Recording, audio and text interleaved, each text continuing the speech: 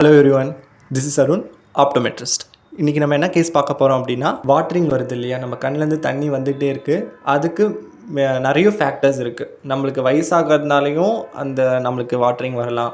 இல்லை நான் லேசிக் பண்ணியிருக்கேன், அதுக்கப்புறம் ட்ரைனஸ்னாலையும் நம்மளுக்கு வாட்டரிங் வரலாம்.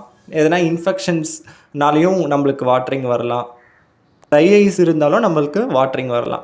இதை விட ஒரு முக்கியமான காரணம் என்னென்னு பார்த்தீங்கன்னா, நம்ம பங்க்டம் அந்த சிறுவாக இருக்கக்கூடிய ஓட்ட வழியாக தான் நம்மளுக்கு இயர்ஸ் ட்ரைன் ஆகுது. எங்கன்னா த்ரோட்டுக்கு. அது அடைப்பு ஏற்பட்டாலும் நம்மளுக்கு தண்ணி வடிகிறது அதிகமாக இருந்துகிட்டே இருக்கும். என்ன நம்ம ட்ராப்ஸ் போட்டாலும் கேட்காது.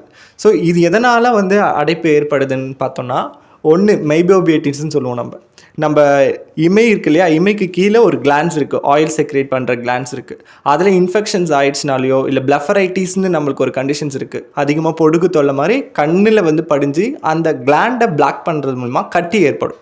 அந்த கட்டி ஏற்பட்டுச்சுன்னா என்ன நடக்கும்னா, இது பிளாக் ஆகிறதுக்கு வாய்ப்பு இருக்குது. அப்போது தண்ணி கண்ணீர் அது உள்ளே போகாமல் நம்மளுக்கு வெளியே வரும். ஸோ இது ஒரு ரீசன்.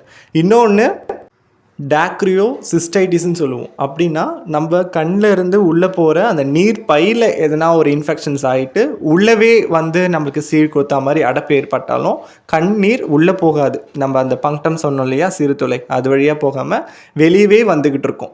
ஸோ இதுக்கு நம்ம என்ன பண்ணணும் அப்படின்னா, சிரஞ்சிங்கிற ஒரு மெத்தட் இருக்குது. சிரஞ்சிங் பண்ணிவிட்டு அதில் நார்மலாக தான் இருக்குது அப்படின்னா கண்டிப்பாக அது ஏஜ் ரிலேட்டடாக தான் இருக்கும்.